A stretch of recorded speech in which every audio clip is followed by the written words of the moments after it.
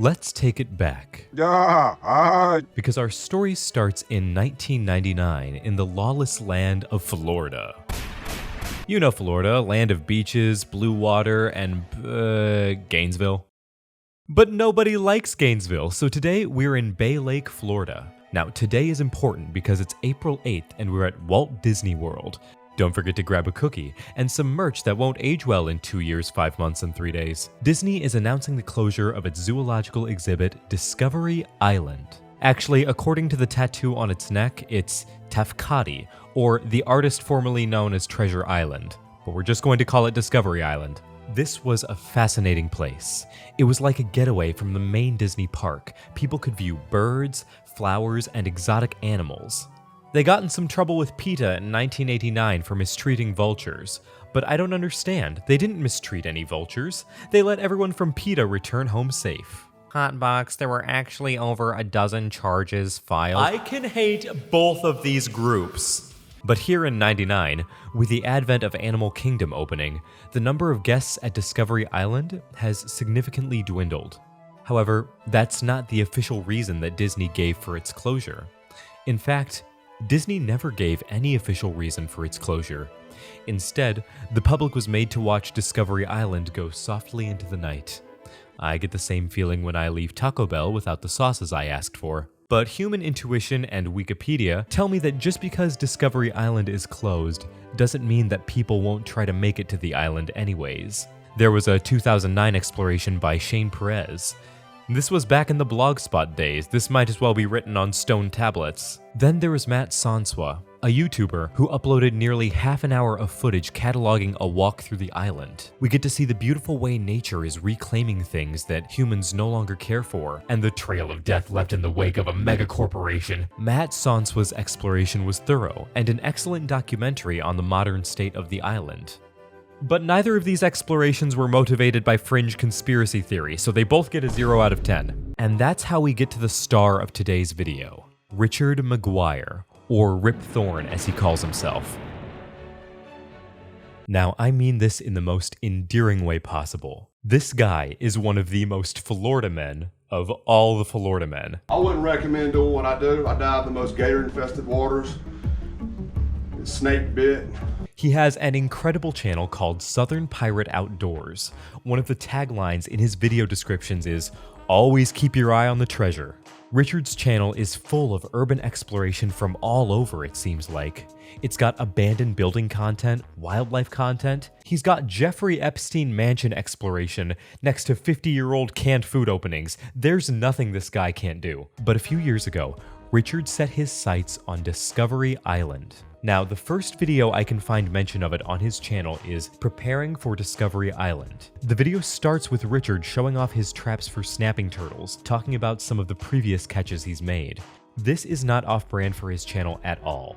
The first public upload on this channel is a 1.2 million view video of him with a world record snapping turtle. This man is out here catching actual Digimon. What's this? My Snapmon is evolving into big-ass Snapmon. He goes on to then talk about a large, over 300-pound snapping turtle that he's aiming to catch, and the way he describes it feels like an endgame RPG quest. And I have a theory that he comes out of the salt water, the deltas, right when they go into the bay, one time a year, and that's one time a year, certain fruit falls.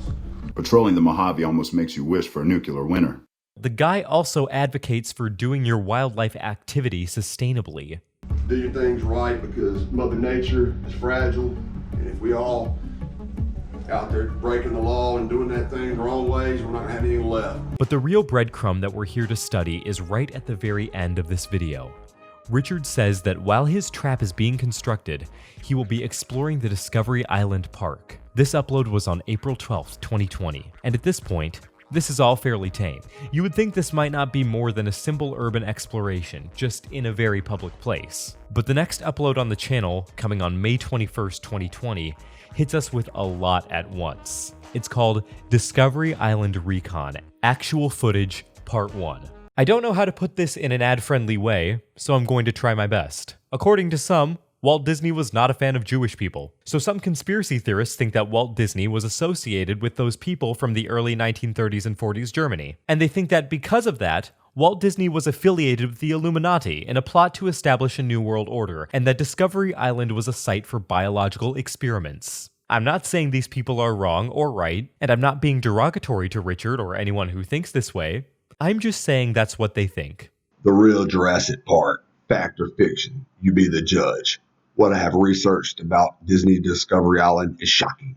Conspiracy theories are true stories. Everyone knows Discovery Island was a zoological park, but isn't that the best trick to hide in plain sight?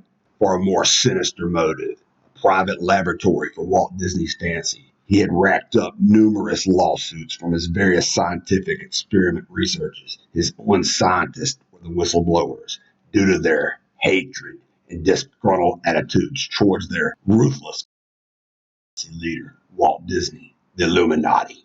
Eventually, Walt Disney's health degenerated, along with his evil mind, and Disney Discovery Island Park faded away out of existence. Disney guards the rim of the secrets of this island to this day with over $100,000 in cameras, and still killing the vermin disease-carrying rats with Ecolab traps. What are the secrets they're hiding and protecting? You decide, and always keep your eye on the treasure. The video begins with some clips in non-chronological order spliced over what looks to be a video of a TV playing an old Discovery Island advertisement. Richard then opens on him in a canoe. Not only has it been rumored to have bull sharks, I've videotaped and swam with him on numerous occasions. 11 or 12 foot bull alligator. This guy swims with gators and sharks. I am also tough and cool, as I hang out with bears, except I only ever see them at the bar. Richard goes on to catalog the setting, Disney World at night, and his means of entry, a service road that is apparently still relatively visible. This is the only access trail I was even able to find, and then getting back out of this trail is a without being seen. Walt Disney World is covered in security guards right now. He drags a boat through the Disney forests, maneuvering cameras along the way. Also, because it wouldn't be a Florida story without robbery, apparently this boat is a backup because Richard's boat was stolen. It's not the rain that I'm worried about, it's this boat. I had to buy it down here in Florida. I've never been on it before. Somebody stole mine on the way down, and I bought this from a guy that lives down here. The footage of Richard's approach is quiet, but still manages to be suspenseful. Maybe it's his charismatic narration and the way he talks about his plan. He points out the route that he had to take. He had to go through a neighborhood, a lake, a field, and a pipeline. There's a jump cut of Richard in the lake at the early hours of the morning to Richard inside a building on the island itself. Turns out when Richard's boat started taking on water, he looked at the giant gator-infested lake and said, "Yeah, I can make that." The footage that follows is several days of Richard exploring the island. He catalogs the state of various things, remarking how rare it is to find a spot in this kind of state. No graffiti anywhere. It's a rarity. He studies the writings and machines left behind by staff, all while traversing the wild and dangerous landscape that nature has developed around the forgotten island. I need to check the ground out as I walk. This is a very infested area. Cottonmouths and rattlesnakes. Richard states that he's looking for any kind of pamphlet or information material from when the island was open, and that nothing will distract him. Look at those flowers. Wow, those are gorgeous. I wonder what kind they are. Oh. It's extremely toxic to basically all things that are living. Don't eat it, don't touch it, just look at it and enjoy its heavenly smell. Also, I want to point out this clip because I don't know why it was edited this way.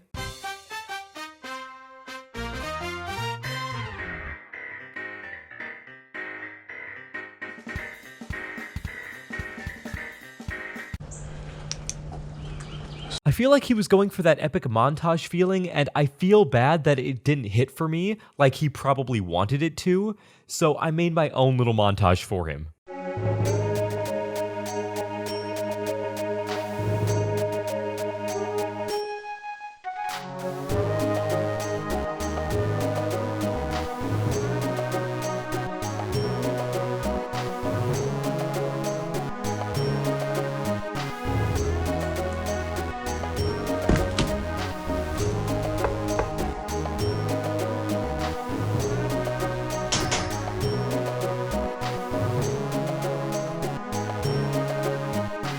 Oh great, I'm on game camera. You can say that again. Wow, you're a good listener. Richard gets spotted by a game camera. What follows is another non-chronological stitch of Richard's efforts to evade Disney and the sheriff department.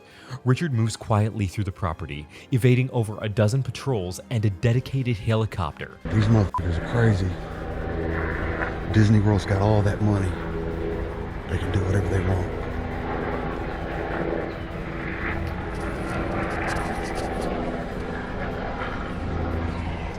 Just going around and around in circles, circling the island. These motherfuckers aren't playing. Now, the cops have confiscated Richard's boat, and he's on about the 4th or 5th day with no water. He's been drinking rainwater off of leaves and eating persimmons to survive. So how does he get out?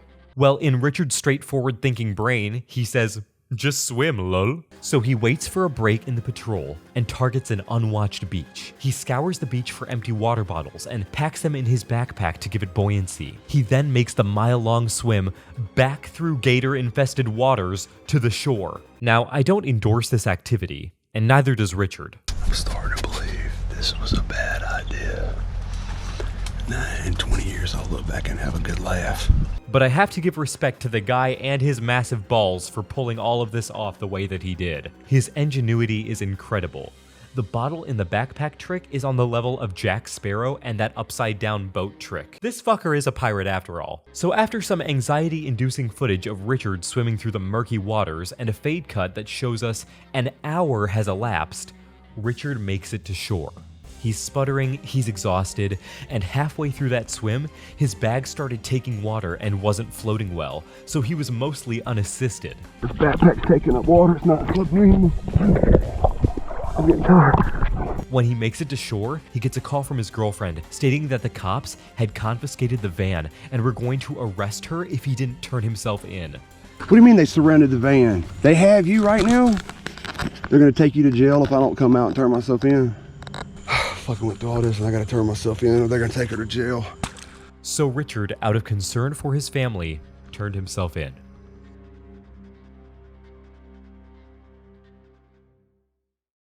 The pirates' voyage to Disneyland and all the subterfuge and covert activity ended in a $100 fine and a lifetime ban from Walt Disney World. Despite not really uncovering anything to prove his conspiracies, Richard still maintains that Discovery Island is home to hidden experiments and secrets. While it didn't really pan out for him, this story was too remarkable not to share. I thought that this was also a great entry into this format of videos and a way to diversify the content on this channel in a way that I'm satisfied with. And that's everything I have for you today. So thank you so much for watching. If you enjoyed, why not leave a like and subscribe and share the video around, help spread the word. Whenever you're watching this, I hope you have a good rest of your day and an even better tomorrow. I'll see you in the next episode of whatever I make, and until next time, this has been The Hot Box. Bye.